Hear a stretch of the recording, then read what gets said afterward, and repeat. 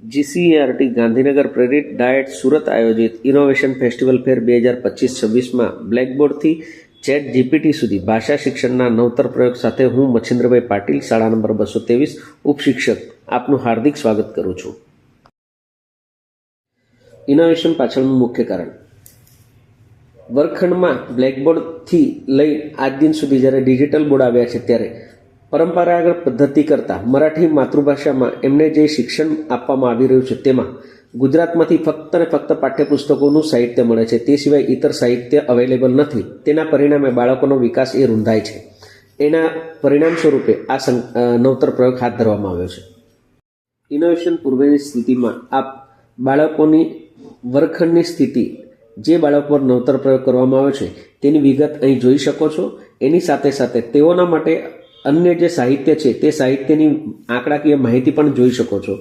બાળકો મરાઠી માધ્યમના છે, તેઓને મહારાષ્ટ્રમાં જે સાહિત્ય અવેલેબલ છે તે ગુજરાતના પાઠ્યપુસ્તકને અનુરૂપ નથી. તેથી મરાઠી સાહિત્ય ઓનલાઈન અવેલેબલ હોવા છતાં તેનો ઉપયોગ બાળકો કરી શકતા નથી.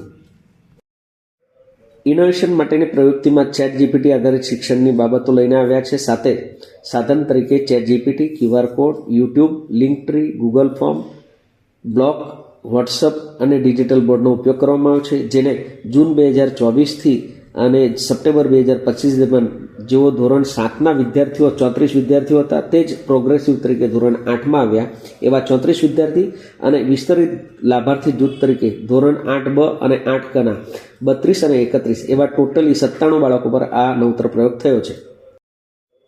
ઇનોવેશનનું વિગતવાર વર્ણન.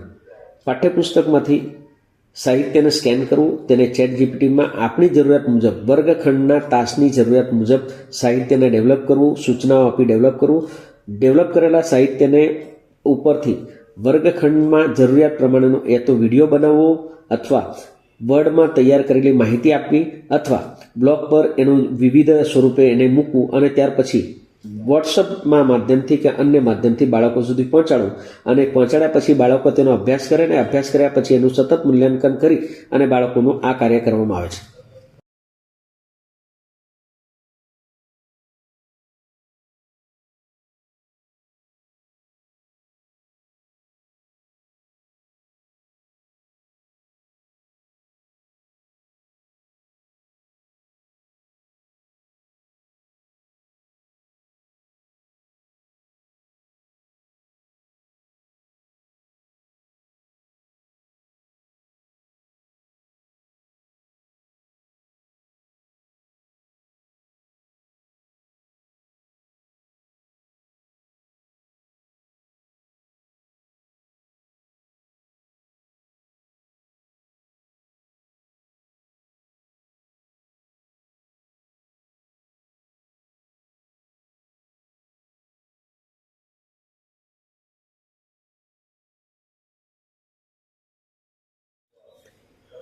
ઇનોવેશન મૂલ્યાંકનની વિગતોમાં બાળકોનું પોસ્ટ ટેસ્ટ લેવામાં આવી હતી, જેમાં વર્ગખંડ અવલોકન, વિદ્યાર્થીઓનો પ્રતિસાદ અને વાલી મુલાકાત દ્વારા બાળકોની આંકડાકીય માહિતી મેળવવામાં આવી હતી.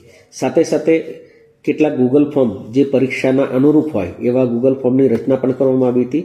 140 દિવસના આ પ્રયોગ દરમિયાન બાળકોની જે સ્થિતિ છે તે સ્થિતિમાં નોંધપાત્ર સુધારો જોવા મળ્યો હતો, જેની વિગતોમાં જે બાળકો 12% ઉત્તમ હતા તે 44% પહોંચ્યા છે, જ્યારે અન્ય બાળકોની સ્થિતિ અહીં दर्शवવામાં આવી છે. नमस्कार, माझे नाव मनीष रमेश चव्हाण आहे. आम्ही आज डिजिटल लायब्ररी याविषयी 2 शब्द सांगणार आहे. या डिजिटल लायब्ररीमध्ये मुलांना खूप काही नवीन शिकण्यासाठी भेटते आणि खूप काही समजण्यासारखे बी असते. नमस्कार, माझे नाव संकेत देसले. मी डिजिटल लायब्ररीविषयी सांगण्यालायक म्हणजे की डिजिटल लायब्ररीद्वारे आपल्याला इंटरनेटच्या माध्यमाने सगळी माहिती प्राप्त होते आणि ज्या त्या स्थळावर, ज्या त्या जागेवर आणि कोणत्याही वेळी आपण पुस्तकी ज्ञान प्राप्त करू शकतो. લાભાર્થીની સંખ્યામાં ધોરણ 8ના કુલ 97, જ્યારે સોશિયલ મીડિયા થકી અન્ય બાળકો સુધી સાહિત્ય પહોંચાડતા 1194 બાળકોનો વ્યૂઝ નોંધાયા છે. આ રીતે કુલ 1291 બાળકોએ આ સાહિત્યનો લાભ મેળવ્યો છે. ઇનોવેશનના વિસ્તૃતીકરણની વિગતોમાં આપ જોઈ શકો છો કે મારી શાળાના કુલ 97 બાળકો અને અન્ય શાળાના 1194 એમ કુલ મળી 1291 બાળકો એનો લાભ મેળવ્યો છે. CRC, BRC અને અન્ય મિત્રોને આ વાતની રજૂઆત કરતા તેઓના થકી પણ અહીં સુધારો અને વધારો જોવા મળી રહ્યો છે, જે આગામી દિવસમાં આપણને વધુ વિસ્તૃતીકરણની વિગતોમાં જોવા મળશે. અત્રે દર્શાવવામાં આવેલ સ્ક્રીનશોટ એ લિંકટ્રી અને બ્લોગના આજ દિન સુધીના એટલે કે 13/1/2026 સુધીની આંકડાકીય માહિતી દર્શાવે છે. સાથે સાથે નીચે યુટ્યુબ, લિંકટ્રી અને બ્લોગનો ID આપવામાં આવ્યો છે, જેમાં આપ સૌ મારા ઇનોવેશનની ખાતરી કરી શકો છો. ધન્યવાદ.